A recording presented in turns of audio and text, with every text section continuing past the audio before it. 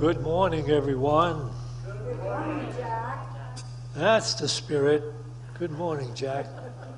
Say it with gusto. Good morning, Jack. That's right. And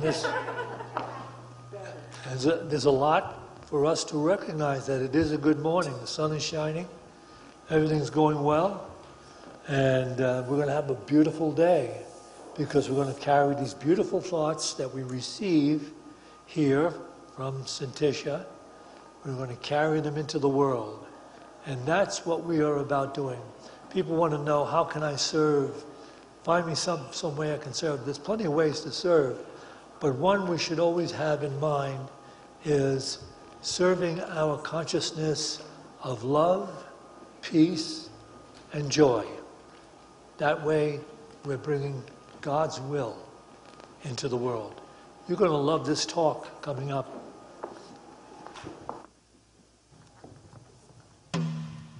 Good morning, everyone.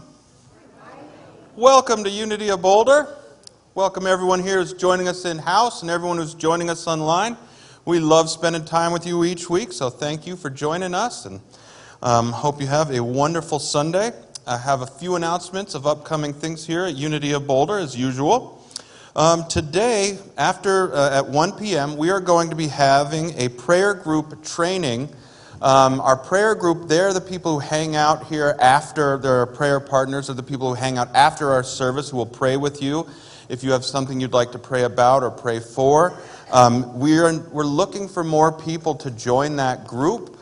The training is today from 1 to 3. It will be led by our prayer partner leader, Steve Sheets, and Syntysche. You don't have to sign up for it. All you have to do is show up. It's free, and by going does in no means means you just have to become a prayer partner. If you just want to check out what it's about, please go down and check that out today from 1 to 3. For those of you who... What We're working on that. We'll let you know what room it's in. For those of you who came in the front door, you'll notice we had a tent out front and a bunch of high school age kids out there. That is our YOU. Those are our high school age congregants, and they are having a car wash out there. You can go out there following this service. It's for a $10 suggested love offering, and they're raising money for their group to go. It's so they can go and visit other YOU groups at other unities and have fellowship and connection with other kids their age in unity. So definitely, if your car is filthy, this is your chance to get it clean and help them out. And next week, next week is Welcome Back Sunday. This is the official beginning of our year. This is the beginning of all our children's programs downstairs, our Sunday school, our Uniteens, and our YOU. It's also the beginning of our young adult group, which we call Open Source. That's the 18 to 30-year-old group. It's going to all that officially starts next week. We will be having a whole bunch of activities next week. We will be having a bouncy castle out front for the kids. We'll be having a potluck. Please bring a dish to share, but join us anyways, even if you don't have a dish to share. We'll be having a pet blessing, where Jack will be blessing your pet and giving you a certificate. So if you have an animal, please bring them on in. We'll be having a service drive where if you're looking for a spot to give service to Unity of Boulder, you could sign up for that and find out what opportunities there are for that. There will be plenty of games for kids. We'll be having raffles. So definitely, Welcome Back Sunday next week. This is a fantastic week if you have anyone you've always wanted to bring into Unity. If you wanted to bring into Unity of Boulder, this would be the week to do it, to show them what Unity of Boulder is all about. Thank you.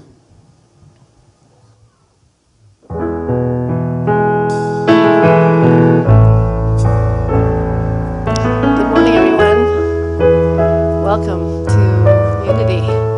This is the point in our service where it's a call for prayer. It's a time to reach out and write a name down of anybody that you know is facing a challenge. There's pieces of paper that you can write it down. And we know that we're not changing God when we're praying. What we're doing is we're aligning with this higher consciousness to send energy to people and see them as inherently whole, and reminding their spirits that they are inherently whole and they can come back to that homeostasis in mind, body, and spirit. And it's always okay to write your own name down. and have a prayer with all of us. Steve Sheets will come down the aisle and he'll collect those names and put them in our prayer box, and they'll be prayed over for 30 days here in Unity at Boulder, and then they'll be sent to Unity Village for another 30 days, prayed over there as well, 24 hours a day. But we like to sing this song to come into the presence of this room and leave this world outside of these doors, and gift yourself this next 50 or so minutes to come into the presence of your higher consciousness, of your divinity, and the love that instills everything in life. So we ask you to sing with us.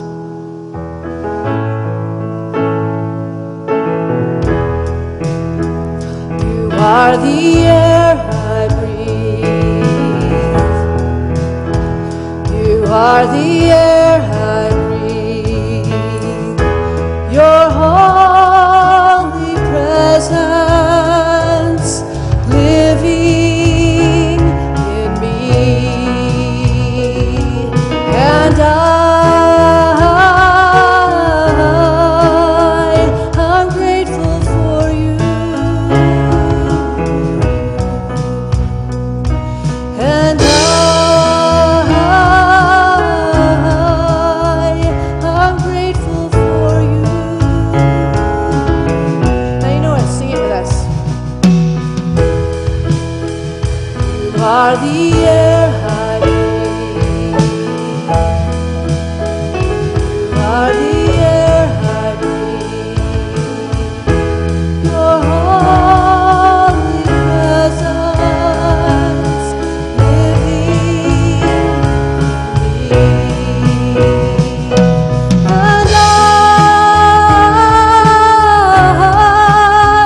I'm grateful for you, and I'm grateful for you, so grateful for you. Can you go figure out the microphone situation before the next song? That would be great. Okay, thank you. All right. All right, we are going to invite our entertainment club up to sing, and you know this song. Everybody, yeah, you do. Just come join us. You all know this song. Those of you that sung in the entertainment club, you didn't have to be here for the rehearsal. This is one of our go-tos. Our soul's welcome here. Do you not all know that? We all love this song. Okay, and we also, again, are inviting you to sing with us. Okay, here we go.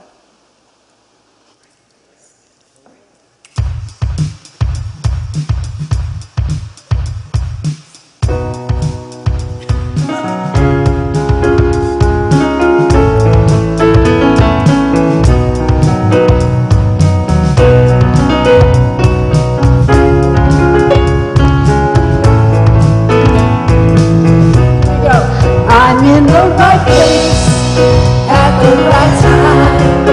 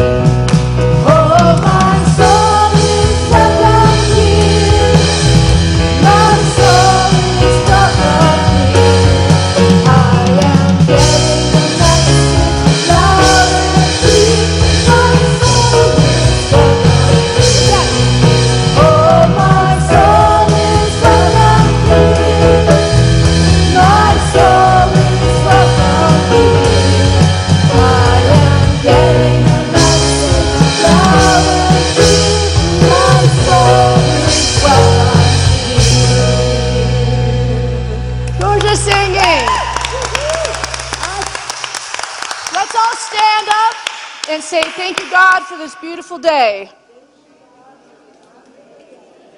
And turn to meet one another and get each other's names. Let's build a little community here.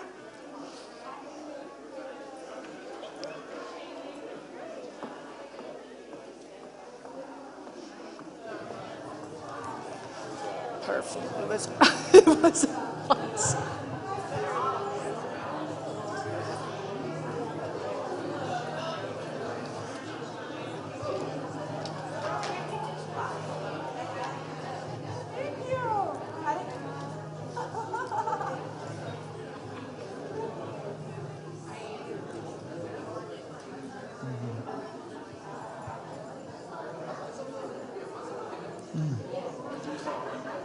Now go right on ahead and pat yourself on the back and say, thank you, God, for me.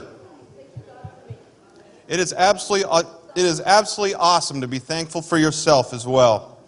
Now I'd like to welcome to our stage, and also get some light on her. There you go.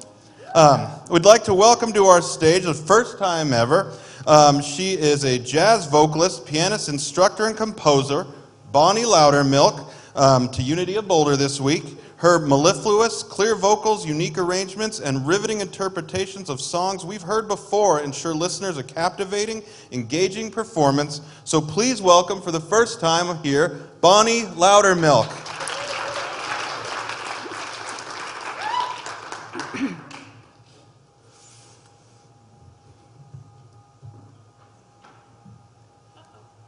No sound? Check. I got the vocals, no keys though. You think it was turned off here? Yes.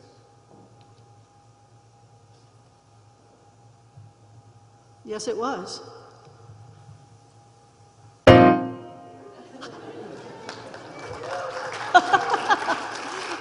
thank you. That was it.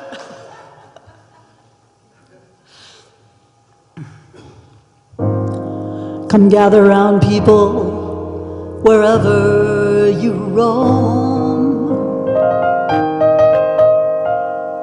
and admit that the waters around you have grown, and accept it that soon you'll be drenched to the bone. If your time to you is worth saving, then you better start swimming or you'll sink like a stone, for the times, they are a-changin'.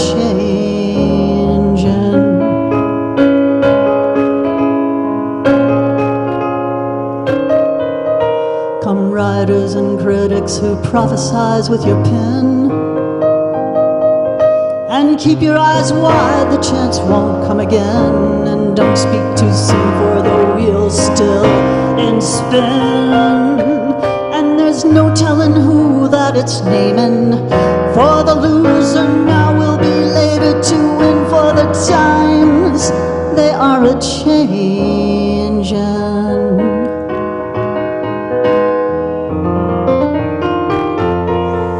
Come senators, congressmen, please heed the call. Don't stand in the doorway, don't block up the hall, for he who gets hurt will be he who has stalled.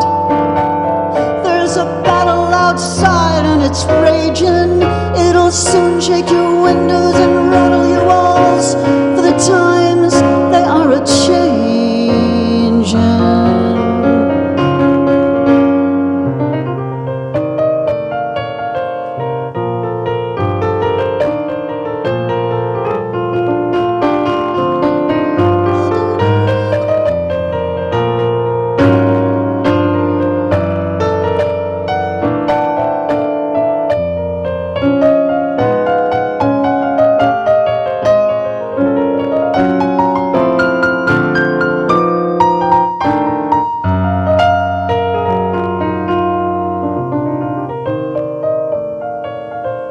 Gather round, people, wherever you roam, and admit that the waters around you have grown, and accept it that soon you'll be drenched to the bone. If your time to you is worth saving, then you a start swimming or you'll sink like a stone. For the times, they are a changing.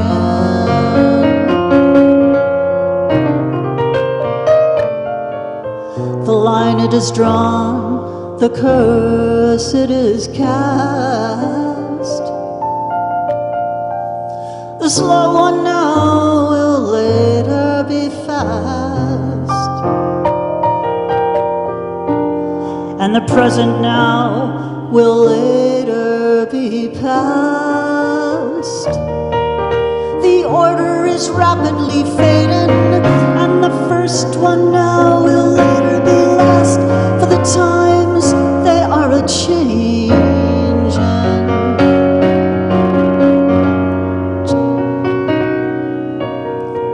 Changing.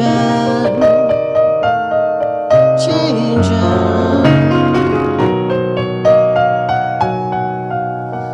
Changing.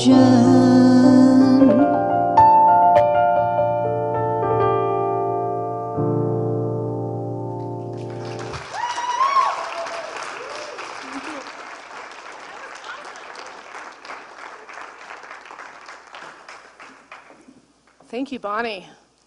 What a cool way to start.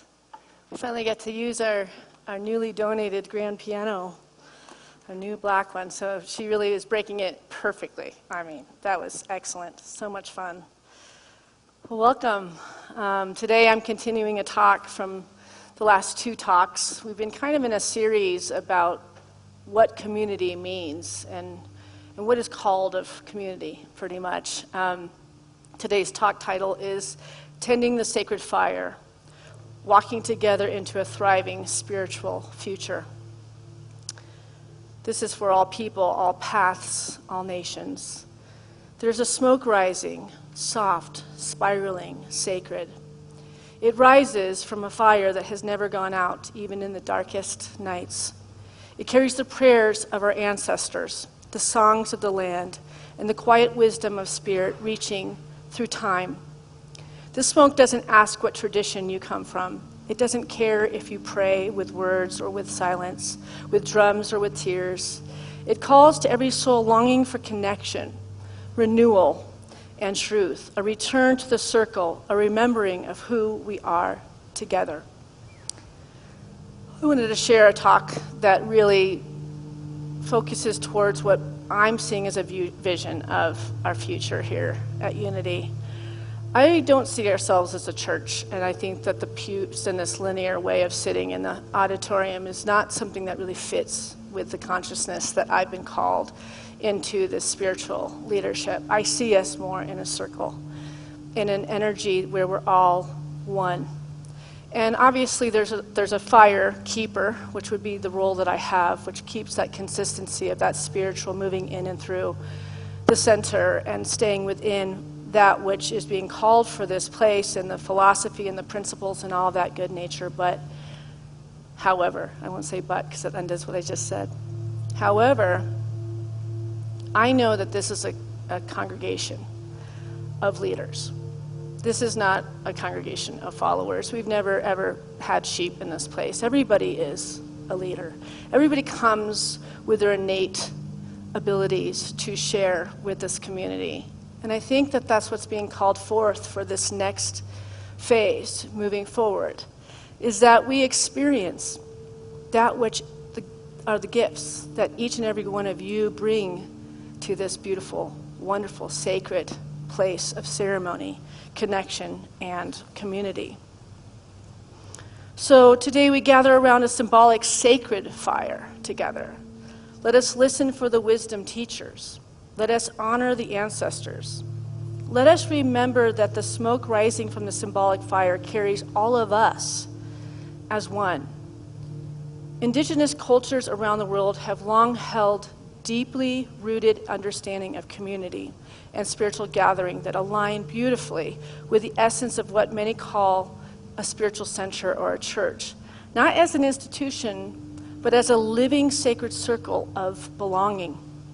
So today we are honoring what indigenous wisdom and remember that our spiritual community is not just a building, but a ceremonial space of relationship with each other, with spirit, with the ancestors, and with the land. We belong to each other. In many indigenous traditions, interconnectedness is not a belief, it is a way of being. There's no separation between self, others, the land, spirit, and the ancestors. I am because we are. I am because we are. A spiritual community reflects this truth. We come together not out of obligation, but because our healing, our purpose, and thriving are bound together in this unity. I know that many of you know about my upbringing in this family. Obviously, you know I share this platform with my father, Jack, and my mom has been the head of the music program for over 40 years. But in my upbringing, I was raised with a strong Native American influence from my mom, who is a big part Mohawk Indian.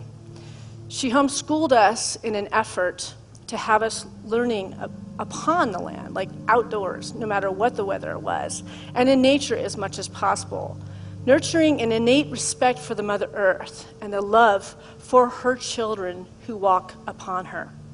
Our day started in meditation with my mother reading stories of the Native way.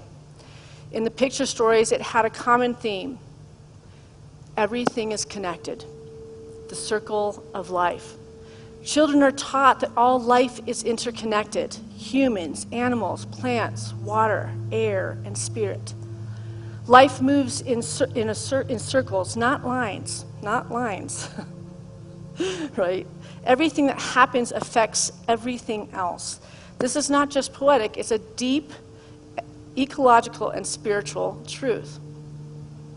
This understanding cultivates humility, responsibility, and a deep sense of kinship with all beings and all life. So we realize just the very everything that we do has a ripple effect.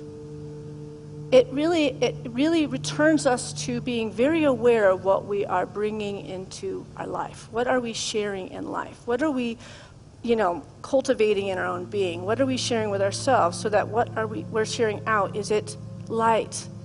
Is it based in love? Is everything that we're doing backed in love and how we treat others, right? So what we do to the earth, we know we do to ourselves.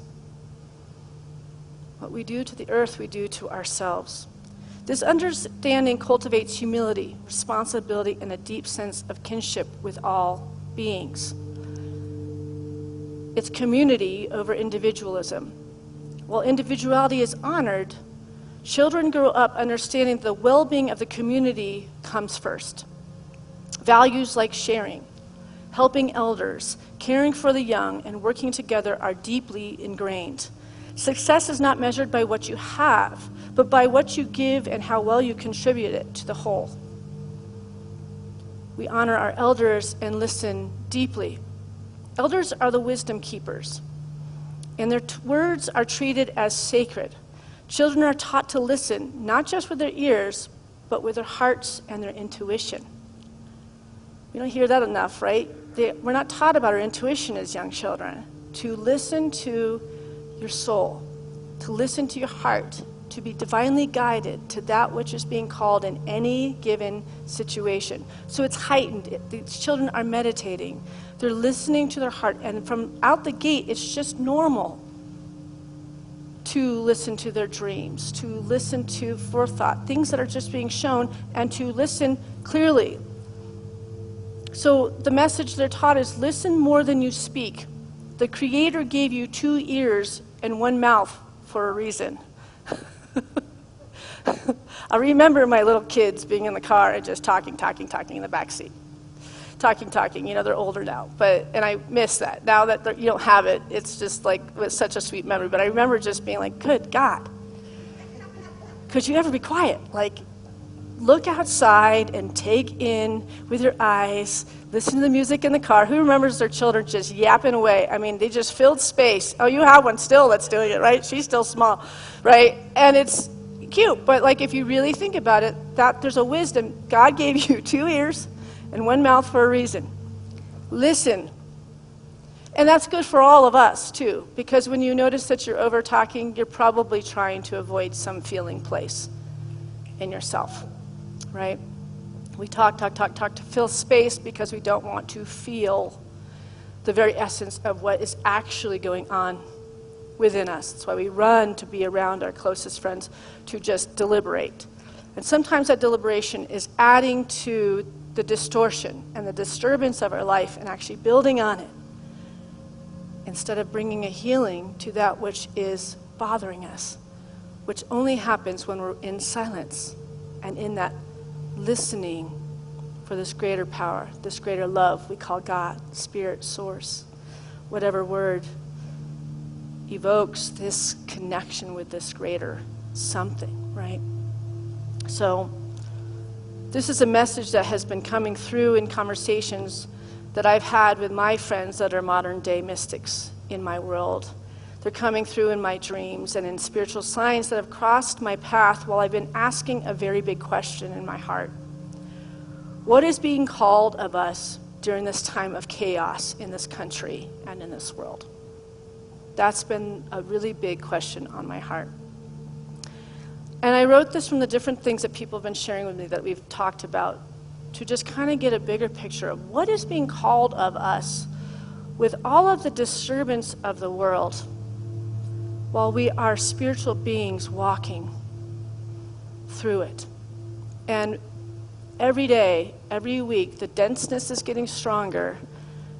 And what is being called of us? As that denseness gets stronger, the dishonesty gets stronger, the separation gets stronger, the duality, the lack of honor, all of the above that we're seeing. And these are the words. The people who will build the new world, the ones who will hold steady while the old systems fall apart, are the ones who live by value, like empathy, cooperation, collaboration, and emotional stability. Not control, not dominance, not extraction, but mutuality. Right now, these traits are often dismissed as soft or idealistic, but they're actually foundational to any future that isn't built on power, imbalance, or constant crisis. Historically, we've socialized women to develop these traits more than men. That doesn't mean women are better. It means the current system didn't reward those traits in men, so they were suppressed or never fully cultivated. But this is not about gender. Anyone, regardless of identity, who chooses to embody these values is helping to anchor the next frequency of human life. This is energetic work. It happens in the way we speak, the way we resolve conflict, the way we build community, the way we hold space when others are overwhelmed. This is how the new world gets built. Not just by new policies or technologies, but with the new nervous systems, people who can stay regulated, grounded, compassionate, and connected while everything around them shifts. That's the new leadership, and it's available to anyone who's willing to do the inner work.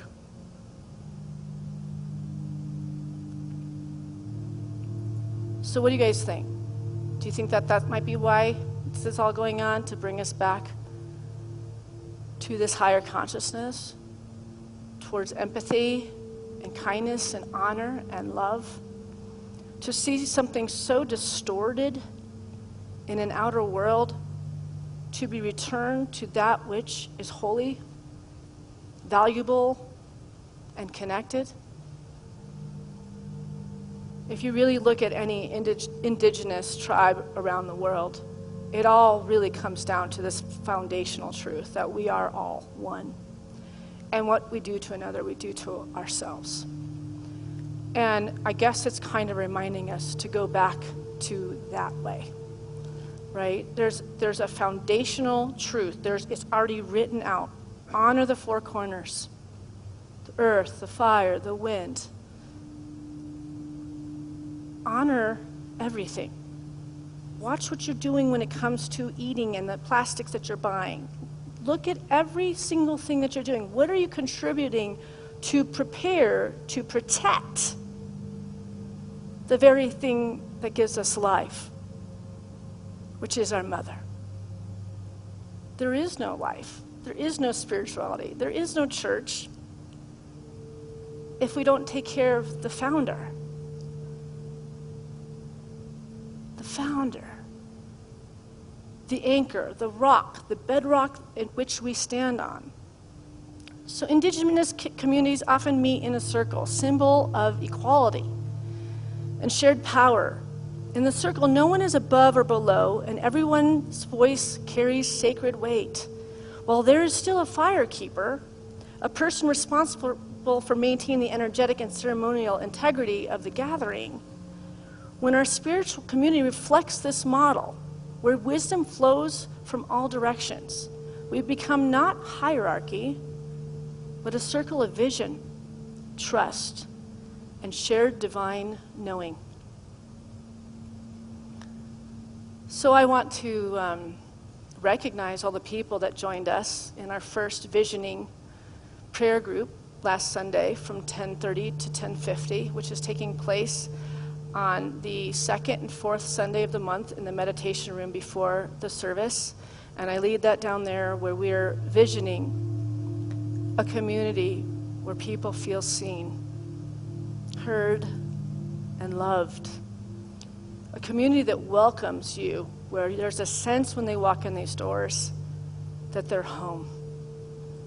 Because there's a lot of fragmentation in this world, and there's a lot of people feeling alone in the devastation of what is going on in this accumulative, whatever the hell it is.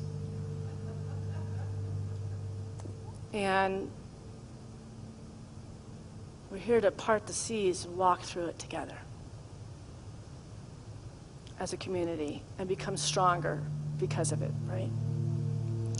So everyone's voice carries sacred weight. While there is still a fire keeper, your voices carry weight. And I want to know what you have had any connection with, if it's Reiki, if it's massage, if it's, light therapy or sound healing. We want to incorporate all of these aspects into all that we're doing here. So there's something happening all the time where people can come and get a little tune-up, right? You're like, what, I am feeling off today. I want to be able to go to Unity and just go and lay under some hands and get a vibrational tune-up or something to connect with. And so we're going to start a Healing Sunday once a month for those of you that share those kind of healing modalities.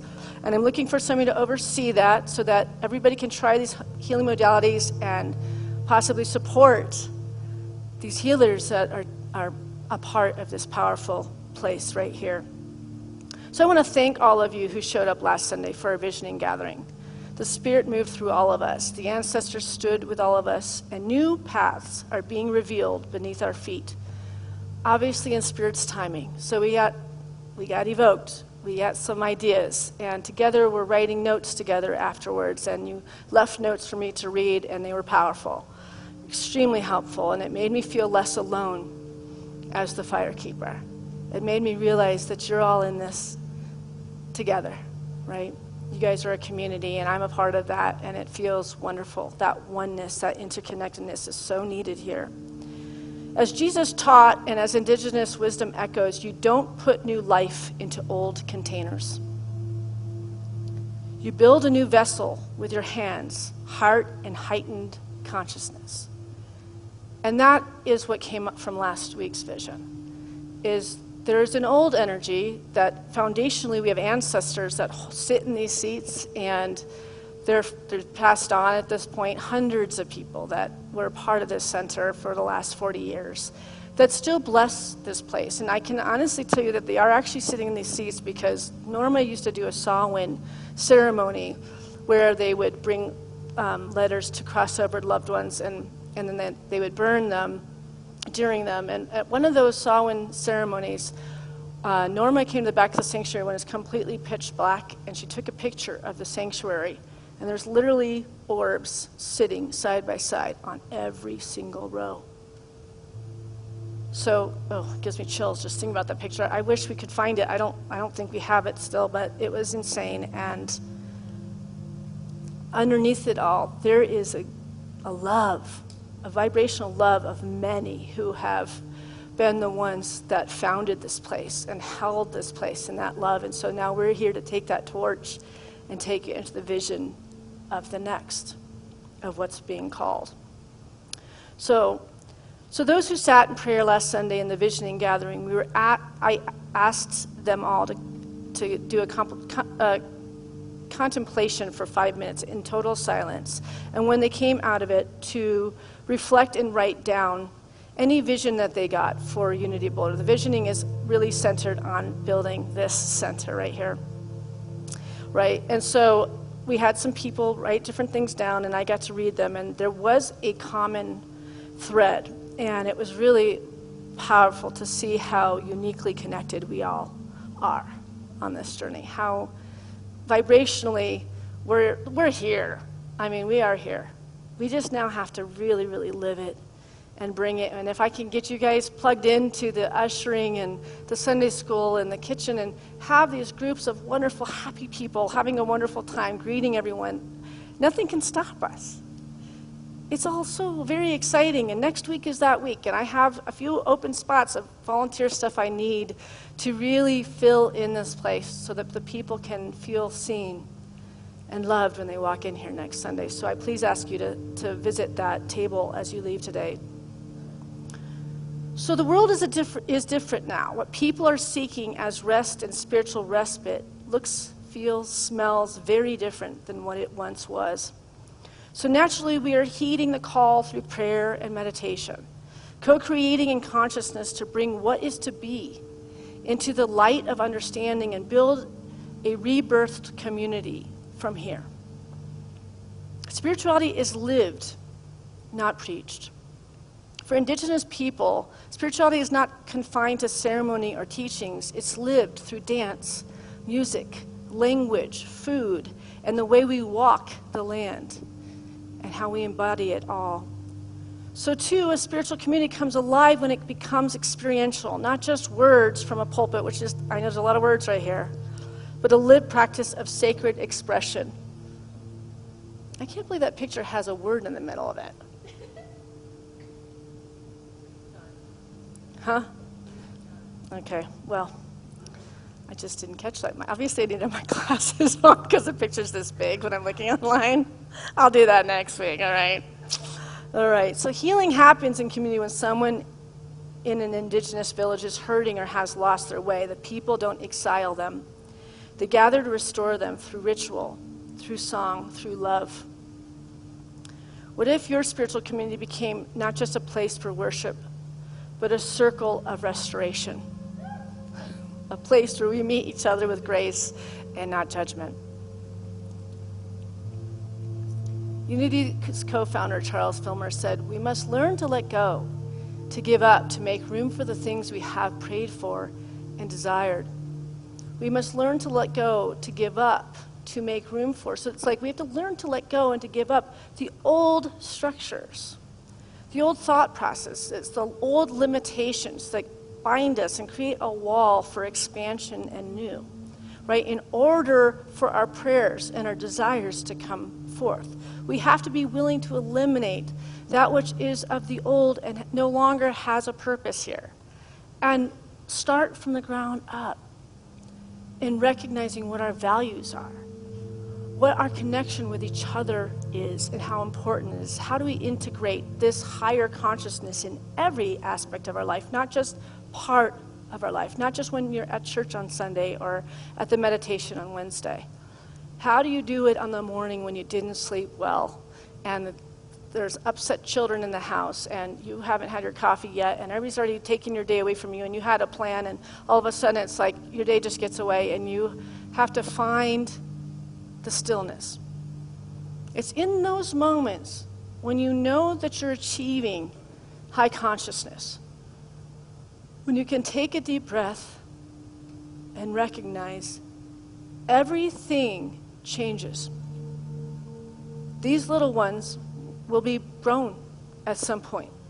So to be able to overcome one's own ego and self-need and all of this stuff, to be spiritually available to that which God is calling us to do with love as a frequency. And when we do that, and we do it differently than we've done it before, something happens. Floodgates happen because the universe is thanking you. Thank you, good and faithful servants of the Most High, for answering the call to be that greatness that we're all capable of being. But we have to breathe. We have to have meditation. We have to have a prayer practice to allow ourselves to become the saints and the seers that God asked us to do and be. So we are now being called to release, not out of loss, but in gratitude, and to step into what Spirit is longing to birth through us now. In the visioning gathering that we held last Sunday, I asked people to write down what came to them. After 5 minutes in silence, holding Unity of Boulder in mind as far as what's next for Unity, I received this powerful text from Rigpa, who is our Kundalini teacher here at Unity. And she texted me after the Sunday service, and this is what she wrote. And I wrote a line one too many times, so I'll fix that. Rigpa Lichoy said, "The discursive mind cannot solve the problems of the discursive mind. In other words, problems cannot be solved with the mind that created them. And yet, in other words, problems can't be solved with the mind that created them." I wrote this twice. In other words, the problems that exist within the dualistic mind cannot be solved within the dualistic mind. We must step out of the paradigm of duality to effectively solve them rather than disappear them. So the discursive mind is a mind that it's not correct. It believes it sees things correctly. And so we think that we can use that same mind to make changes.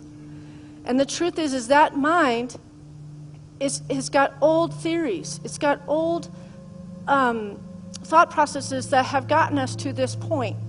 So we have to recognize what is broken in the thought process to be able to address this thought process so we can dissolve it, not just avoid it, is basically what she's saying. So what it means, the discursive mind is the thinking mind, the one that analyzes, categorizes, judges, and compares. It's constantly talking to itself, cycling through thoughts, memories, plans, worries. So when this kind of mind arises to fix the problem it created, it's like trying to untie a knot using the same hand that tied it. I like that, right?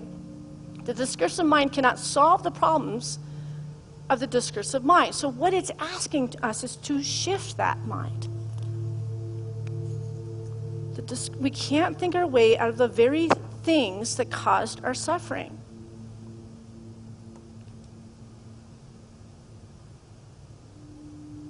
The thinking that caused our suffering. Consider for a moment a challenge you're facing. Perhaps with a partner, a colleague, a friend. Maybe someone has crossed a line, spoken in anger, or acted unjustly. The sting of that moment lingers, not just in your memory, but in your mind's constant retelling. You replay the conversation. You defend yourself in imagined arguments. You build a fortress of thoughts to prove you are right over and over again. Who recognizes this whole rigmarole right here? Right? And we're not judging. We're merely observing, and we can't change anything until we actually see the situation so we can overcome it, right? So it's good for us to be honest with ourselves because we all do this. This is just the natural thing of the human being, but we are spiritual beings, have a human experience, so we have an opportunity for growth here, right? So here's the truth. What we believe is defending us is actually binding us. We're caught in a loop, spiraling within the very mind that gave birth to the pain. And the more we turn it over, the deeper the suffering becomes. To heal, we must step beyond that loop, beyond the mind that clings to judgment and justification, and into the quiet presence of spirit where peace lives untouched by our stories. and touched by our stories. So all of us have stories. We all have one probably really good one, probably 10 really good ones, but there's like that one that's like the winner chicken dinner. You've told that thing like 100 times. This is why you're broken. This is why I don't have friends. This is why I don't trust people. This is why I no longer show up to events. This is why I no longer, whatever. It's where you've just made a line in the sand. I'm just not doing it anymore. I've learned it the hard way over and over again. But usually that line was put in the sand because there's a projection that everybody else screws it all up. Instead of taking to task the discursive mind that we are holding. And in that harboring of this discursive mind, we are putting that out there again and having the same experience in a different situation with the same result, because we're still going towards it from the same consciousness, from the brokenness, from the thing that said, this is the thing that made me feel hurt, afraid, damaged, and broken. And so therefore, I haven't tried anymore to go after my dreams. I don't even attempt it because it's just easier to stay in this little box where nothing can hurt me. And in that little box, you also don't get to experience the unfoldment of the gorgeousness of life. Because we're keeping ourselves safe. Yeah, you probably are keeping yourself safe, but we have to be willing to risk everything to be willing to have our life and have it abundantly. Right? And collectively, too. In our Unity Basic Principles, number 3, it says, we create our experience through thoughts held in mind. If a certain level of consciousness created a problem, for example, fear, control, ego, or judgment, we can't stay at that same level and expect a new outcome. Healing or insight requires us to rise to a higher state of awareness, one rooted in presence, spirit, or love rather than logic. You cannot heal fear by meeting it with fear, nor can you mend divisions by deepening the divide. True transformation requires a shift into higher consciousness, a space beyond reaction, beyond defense. So I have a whole thing I'm not going to go into here because I don't have time. So the call is to evolve. Can you get me to the slide of Luke 5? Because I'm having to skip here.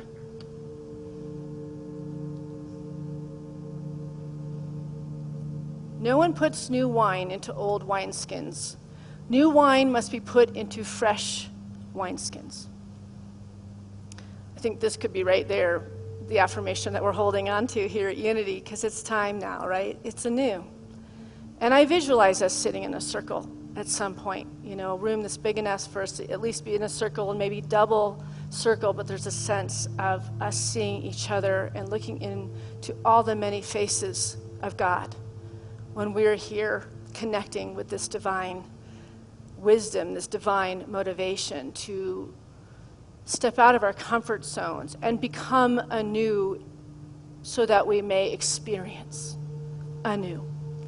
And with this world that's filled with crisis, we're asked to step out of it and not look upon it or add our fear or talk about it with others and connect with others and talk. I have a best friend that all she does is watch CNN, and I love her dearly.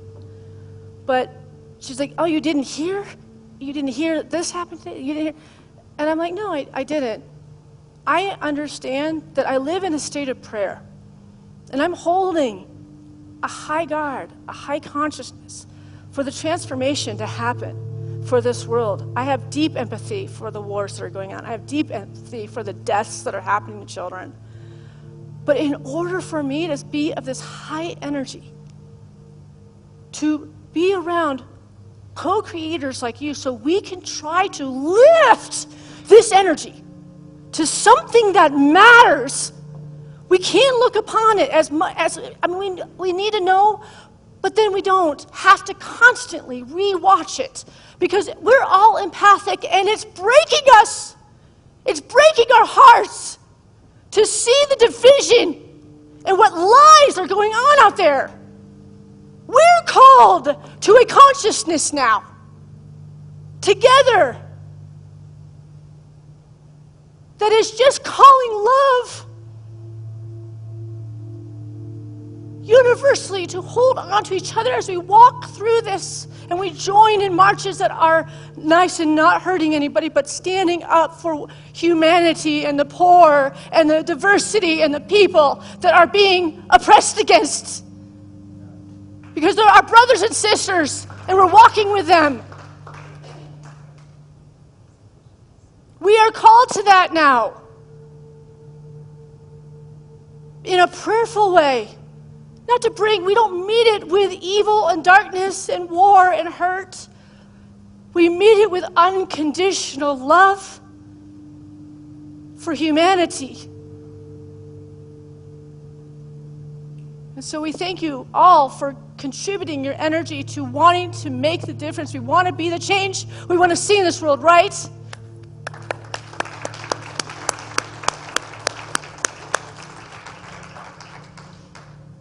So I want to take you into a short meditation, and let's just get in the presence and feel what's moved through us today and witness that which might have come up in your own personal life that you know you can do better, that you can bring more breath and presence to, and that you can answer the call and listen with those two ears and talk less. Listen to Spirit. Listen for the call. So we're going to breathe in and let it out with a yes, Spirit. And out with a yes, Spirit. Thank you. And let's just feel the weight of the day begin to soften and your spirit gently arrive in this moment. And yeah, let's put our hands on our heart. Let's just become a receptacle of love for humanity right now. And with your next breath, imagine you are standing before a sacred fire, an ancient, living flame burning in the center of a great circle. This is no ordinary fire. It is the fire of your people, of your lineage, the fire of all those who have come before you and all those who will come after. This fire was lit long before your birth, tended by elders, by wisdom keepers, by those who walked the earth with sacred intention, and it has never gone out. Let the warmth of this fire touch your face. Let it settle into your chest. Let it melt any hardness, fear, or striving, and invite you to simply be. Now feel the presence of your ancestors, not as memories, but as energy, alive, aware, and walking beside you. You may not know their names. You may not know their stories, but they know yours. They are with you, loving and walking with you. In Edgar Casey's work, he says that those who have gone on before are not crossed over, but are active influences in your life. Let yourself feel the presence now. Some may stand behind you with hands on your shoulders. Some may appear as light or symbols or a sense of comfort. They are not here to judge. They're here to support you, to thank you, to offer the strength they could not access in their own lifetimes. And they're now flowing through you. You are the prayer they once whispered. You are the healing they longed for. You are the living flame of their unfulfilled dreams and divine purpose. Now let's just imagine that whatever burdens us, any old beliefs, ancestral pain, patterns that no longer serve us, can be offered to this fire. See yourself placing them gently into the flame. Watch them rise in smoke, carried upward, transformed back into light, back into the source.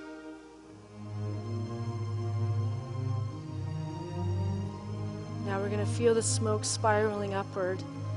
It weaves through the sky, through the branches, through time itself. It is a message to your ancestors, to your future descendants, to the soul of the earth, to the spirit that lives in all things. And as it rises, a gift is returned to you. Maybe it is a word, a symbol, a color, a presence. Whatever arrives, receive it with reverence. Let it settle into your heart like an ember, a glowing reminder that you are part of something ancient and eternal, and you've been given the skills to walk in harmony in these dark days where we're walking back into the light. And so we give thanks for the Spirit. Holy Spirit, Mother Earth, Father Sky, we are so grateful for this remembrance, for this time. Amen.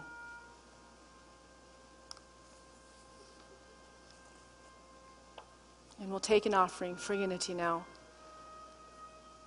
And while we're getting ready to do that, I do want to give you a couple of calls to action. If you could sign up to be an usher or help in the kitchen for this next month, and then maybe if you really like it, you do it for another month. You can do it 1 week a month. You can do it every other week.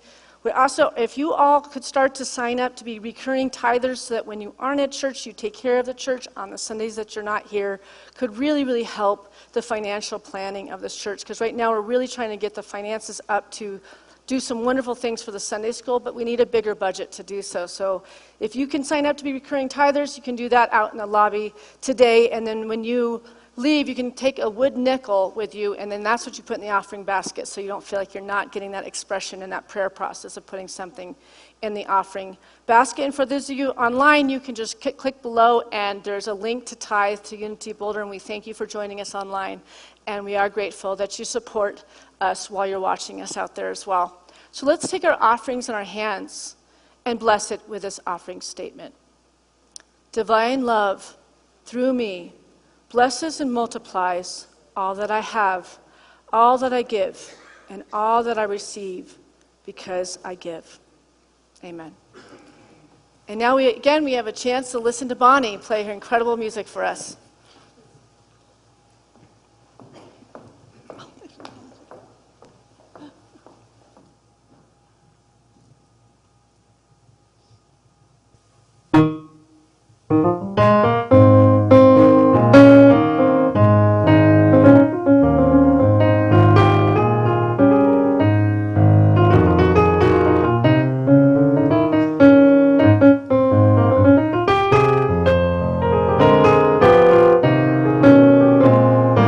Look for the silver lining whenever a cloud appears in the blue.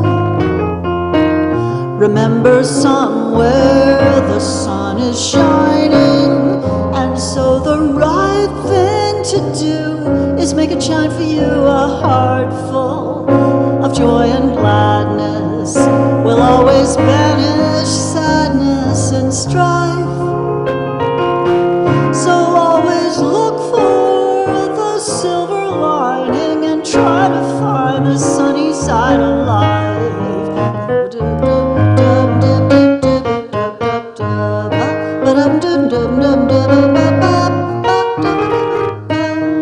But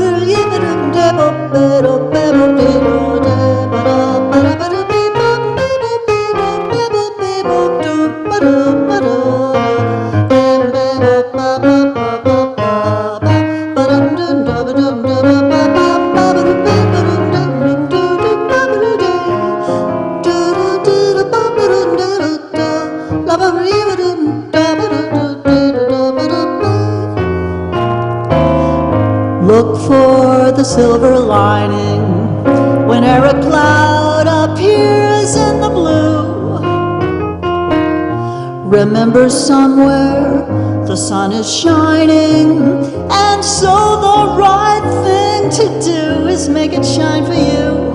A heart full of joy and gladness will always banish sadness and strife.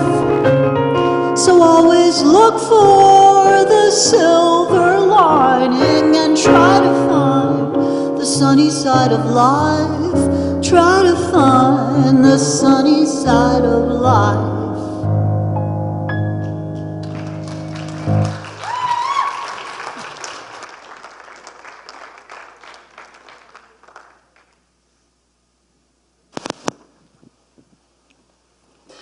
Thank you, Bonnie, for that amazing music. It's really great. Thank you. All right, we are running out of time, and we want you to register for prayer partner training. So if you want to become a prayer partner, you don't have to pray with people. You could just come to training and get grounded in what unity prayer looks like and feels like. And you can join that meeting that meets every Thursday at 6 here at the center. But also, eventually you might be called to sit with people, or maybe you're already called to sit with people and pray with them. We do. If you feel that calling, we really, really need you. So that's from 1 to 3 today. It's free, and it will be led by Steve Sheets, and I'll be there with you all as well. And we're just going to do I Release and I Let Go. I think this talk is asking for it, and we're not going to close with Let There Be Peace on Earth. So here we go. Let's all stand.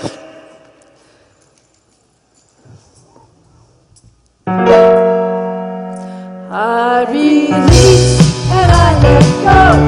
I let the Spirit run my life, and my heart is open wide. Yes, I'm only here for God. No more struggle, no more strife. With my faith I see the light. I am free in the Spirit. Yes, I'm only here for God. I release and I let go. I let eternal moderate run my life, and my heart is open wide. Yes, I'm only here for God. No more struggle, no more strife. With my faith I see the light. I am free in the Spirit.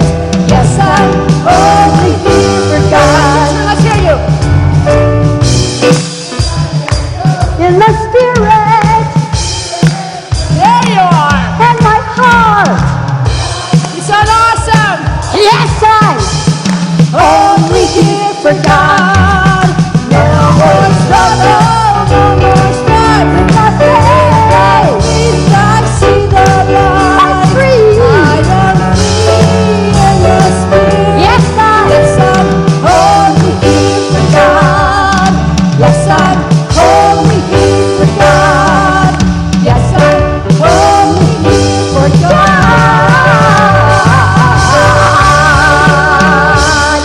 Yes!